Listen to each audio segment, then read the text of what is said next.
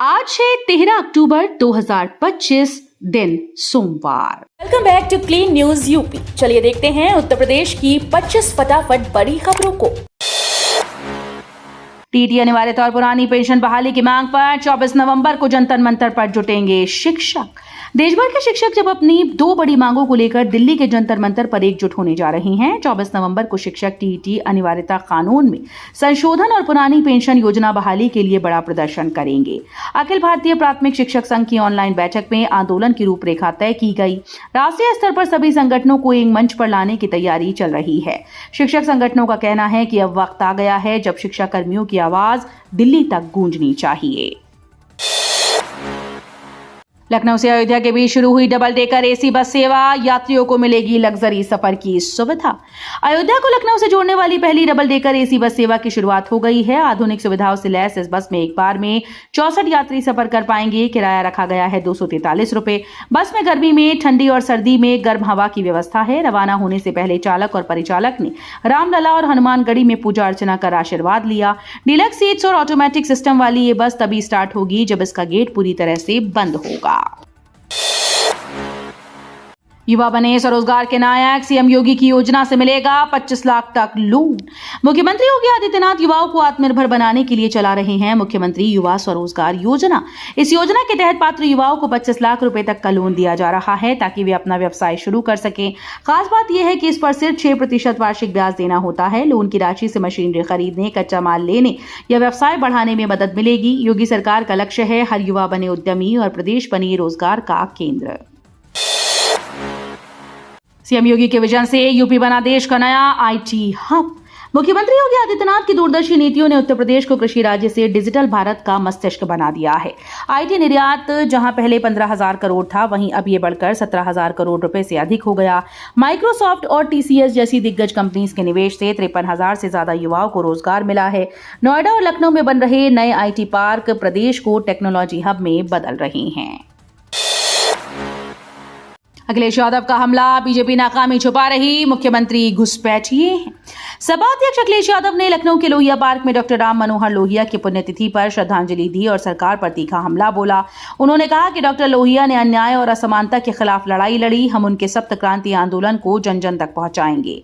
अखिलेश ने आरोप लगाया कि बीजेपी अपनी नाकामी छुपाने के लिए झूठ बोलती है और मुख्यमंत्री सफेद टेबल पर बैठकर केवल बयानबाजी करते हैं। उन्होंने कहा कि यूपी में उत्पीड़न और भेदभाव बढ़ रहा है।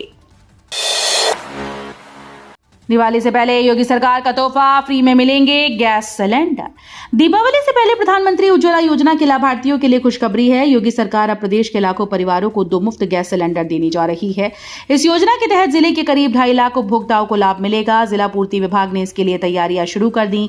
उपभोक्ताओं को पहले सिलेंडर का भुगतान करना होगा, जिसके बाद वही राशि शासन की ओर से उनके बैंक खातों में वापस भेजी जाएगी। सेल्फ डिसिप्लिन में बीएचयू शुरू करेगा शॉर्ट टर्म कोर्स। 3 नवंबर से शुरू होगी क्लास। काशी हिंदू विश्वविद्यालय के भारत अध्ययन केंद्र में आत्म अनुशासन और जागरूकता पर 15 दिन का शॉर्ट टर्म कोर्स शुरू किया जा रहा है। ये कोर्स 3 नवंबर से 17 नवंबर तक चलेगा और कुल 24 सत्र होंगे। कोर्स में थ्योरी के साथ योग, ध्यान, आसन, प्राणायाम के जरिए प्रैक्टिकल सिखाया जाएगा, जिससे अभ्यर्थियों को अनुशासित जीवन जीने की प्रेरणा मिलेगी। ये कक्षा ऑनलाइन और ऑफलाइन दोनों मोड में होगी। बीएचयू के नियमित छात्रों के साथ बाहरी छात्र और शिक्षक भी इसमें हिस्सा ले पाएंगे। ड्रोन उड़ाते ही रडार बनाएंगे आप, योगी सरकार ने कसी निगरानी। अब बिना अनुमति ड्रोन उड़ाना मुश्किल हो जाएगा। योगी आदित्यनाथ सरकार ने सुरक्षा को ध्यान में रखते हुए ड्रोन पर निगरानी का बड़ा सिस्टम लागू किया। ड्रोन उड़ाते ही आप रडार पर आ जाएंगे। नया नियम कहता है कि ड्रोन बेचने वाला हर विक्रेता खरीदार का पूरा विवरण पोर्टल पर अपलोड करेगा। पायलट प्रोजेक्ट के रूप में ये व्यवस्था गोरखपुर, अयोध्या, मथुरा समेत 10 जिलों में शुरू की गई। बाद में इस पूरे प्रदेश में लागू किया जाएगा ताकि ड्रोन का सुरक्षित और जिम्मेदार उपयोग हो सके। गोमती नदी पुनर्जीवन मिशन शुरू, सीएम योगी बोले गोमती हमारी संस्कृति और जीवन धारा का प्रतीक। मुख्यमंत्री योगी आदित्यनाथ ने गोमती नदी पुनर्जीवन मिशन की घोषणा करते हुए कहा कि पीलीभीत से गाजीपुर तक प्रवाहित गोमती केवल एक नदी नहीं बल्कि हमारी सांस्कृतिक चेतना और आध्यात्मिक विरासत का प्रतीक है।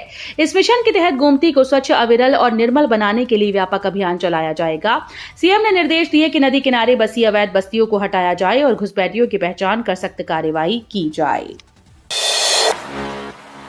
राजस्व विभाग सख्त, पोर्टल पर दर्ज होगी हर वसूली की सटीक जानकारी। उत्तर प्रदेश के राजस्व विभाग ने वसूली प्रक्रिया में पारदर्शिता लाने के लिए बड़ा कदम उठाया। अब सभी सरकारी विभागों और बैंकों को हर वसूली की जानकारी राजस्व पोर्टल पर अपडेट करनी होगी। कई बार वसूली राशि गलत दर्ज होने की शिकायतों के बाद विभाग ने ये सख्त निर्देश जारी किए। अमीनों ने बताया कि अक्सर बैंकों और ऊर्जा विभाग की रिपोर्ट में वसूली राशि ज्यादा दिखाई जाती है, जिससे भ्रम की स्थिति बनती है। अब गलत जानकारी देने पर संबंधित अधिकारियों पर कार्रवाई की जाएगी। गोरखपुर को मिली बड़ी सौगात, 25 लाख की लागत से छठ घाट का निर्माण शुरू। गोरखपुर के लोगों के लिए खुशखबरी है। छोटी गंडक नदी के किनारे 25 लाख रुपए की लागत से भव्य छठ घाट का निर्माण शुरू हो गया। सांसद विजय कुमार दुबे ने भूमि पूजन कर कार्य का शुभारंभ किया। उन्होंने बताया कि जल्द ही नदी के पूर्वी तट पर एक आधुनिक मुक्तिधाम बनाया जाएगा। सांसद ने कहा कि केंद्र और राज्य सरकार की जन कल्याणकारी योजनाओं का लाभ अब हर पात्र व्यक्ति तक पहुंच रहा है। वाराणसी रोपवे में दुनिया की सबसे आधुनिक सुरक्षा तकनीक का इस्तेमाल। वाराणसी में अर्बन रोपवे प्रोजेक्ट की तैयारी अंतिम चरण में है। इस आधुनिक रोपवे में दुनिया की सबसे उन्नत सुरक्षा तकनीक अपनाई जाएगी। गौदोलिया स्टेशन का स्थान अब गिरजाघर से आगे तय किया गया है। 148 गोंडोला के साथ ये रोपवे 1 लाख नागरिकों को लाभ पहुंचाएगा। कैंट से गोदोलिया तक का सफर केवल 16 मिनट में पूरा होगा। ये परियोजना न केवल आम लोगों की यात्रा को आसान बनाएगी, बल्कि शहर में पर्यटन को भी नई गति देगी। दीपावली से पहले यूपी में पटाखा कारोबारियों पर खुफिया विभाग की पैनी नजर। उत्तर प्रदेश में दीपावली से पहले खुफिया विभाग पटाखा कारोबारियों पर कड़ी नजर रख रहा है। प्रशासन ने सभी जिलों में अलर्ट जारी कर सुरक्षा व्यवस्था कड़ी कर दी। अवैध पटाखा भंडारण और गैर कानूनी कारोबार को रोकने की तैयारी तेज कर दी गई। जनता से भी अपील की गई कि किसी संदिग्ध गतिविधि की जानकारी तुरंत अधिकारियों को दें। हालांकि अभी तक जिले में कोई कार्रवाई नहीं हुई, लेकिन प्रशासन की सक्रियता बढ़ाई जा रही है। महंगाई के बीच त्योहारी सीजन में चांदी की चमक बढ़ी, खोज में भी नहीं मिल रही। बरेली में त्योहारी सीजन के बीच चांदी की कीमतों में अप्रत्याशित उछाल देखने को मिला है। कारोबारियों के अनुसार सोने की महंगाई ने चांदी के गहनों की मांग बढ़ा दी। बाजार में चांदी की उपलब्धता भी मुश्किल हो गई। महज 24 घंटे में प्रति किलो चांदी के भाव में 13,000 रुपए से अधिक की तेजी आई। कारोबारी इस अचानक उछाल से हैरान हैं। विशेषज्ञों के मुताबिक ये 45 वर्ष बाद चांदी में दर्ज किया गया सबसे बड़ा उछाल है। एमपी, बिहार, राजस्थान सबको पीछे छोड़ नंबर 1 बना यूपी। सीएजी की रिपोर्ट के अनुसार उत्तर प्रदेश वित्तीय अनुशासन और निवेश के मामले में देश के 28 राज्यों में नंबर 1 रहा। वित्तीय वर्ष 2022-23 में राज्य ने 1,03,237 करोड़ रुपए पूंजीगत व्यय किया, जो शुद्ध ऋण का 210% है। राजस्व बचत की स्थिति में यूपी ने व्यय में वेतन, पेंशन और ब्याज पर कम खर्च किया और निवेश पर 9.39% व्यय कर अन्य बड़े राज्यों को पीछे छोड़ा। कुल देयता जीएसडीपी का 29.32% रही और राज्य ने एफआरबीएम के सभी मानकों का पालन किया। सीआईटीआई प्रधानाचार्य को अनुदेशक पद पर किया जाएगा पदावनत। उत्तर प्रदेश के 6 राजकीय औद्योगिक प्रशिक्षण संस्थानों के प्रधानाचार्यों को अनुदेशक के पद पर पदावनत किया जाएगा। ये अनुदेशक पहले प्रधानाचार्य के पद पर पदोन्नति पाए थे, लेकिन बाद में पता चला कि उन्होंने दूरस्थ शिक्षा से बीटेक की डिग्री हासिल की थी, जो पदोन्नति के लिए मान्य नहीं थी। प्रशिक्षण निदेशालय ने कोर्ट के निर्देशानुसार व्यावसायिक शिक्षा विभाग को सभी 6 प्रधानाचार्यों को पुनः अनुदेशक बनाने का प्रस्ताव भेजा है। ये कदम नियमों के अनुसार सही पदोन्नति सुनिश्चित करने के लिए उठाया गया। दीपावली से पहले रेलवे ने शुरू किया स्पेशल चेकिंग अभियान। दीपावली के त्योहार के मद्देनजर रेलवे ने बेटिकट यात्रियों पर सख्ती शुरू कर दी। रायबरेली समेत विभिन्न स्टेशन से गुजरने वाली ट्रेन में लखनऊ से आईटीटी और आरपीएफ की संयुक्त उड़न दस्ता टीम नियमित चेकिंग अभियान चला रही है।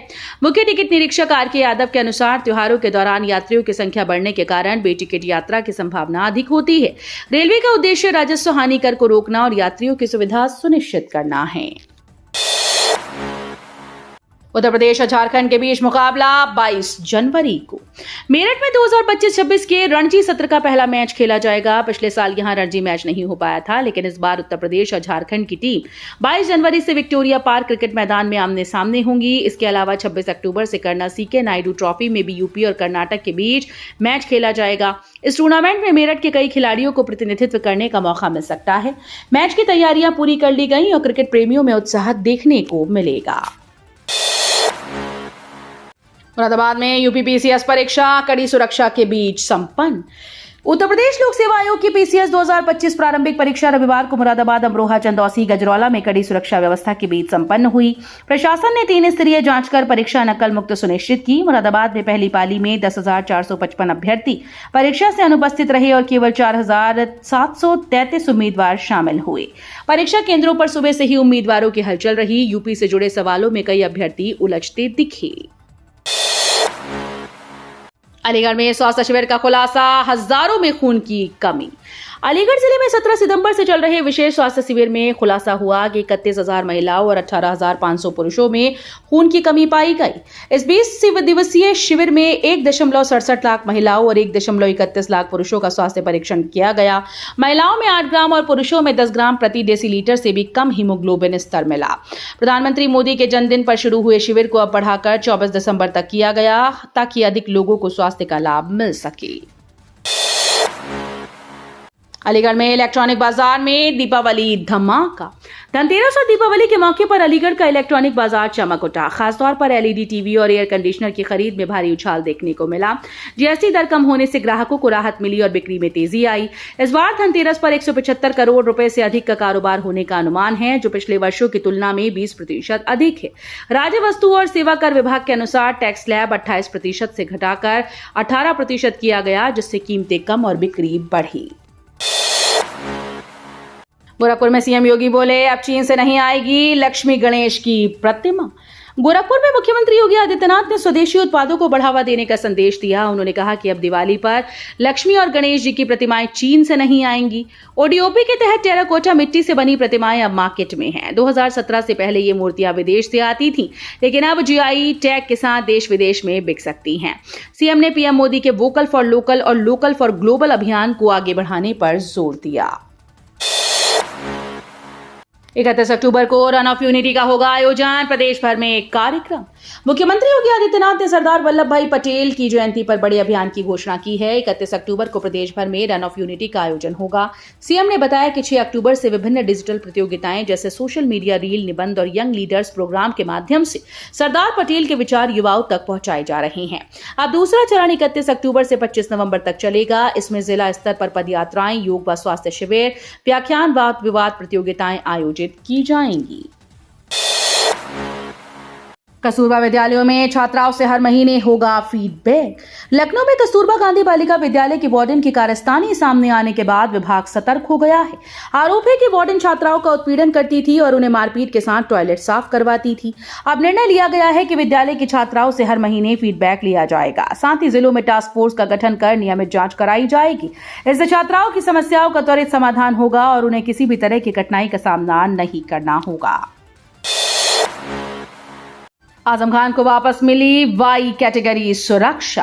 समाजवादी पार्टी के वरिष्ठ नेता और पूर्व कैबिनेट मंत्री आजम खान की सुरक्षा बहाल कर दी गई। उन्हें अब वाई श्रेणी की सुरक्षा प्रदान की जा रही है।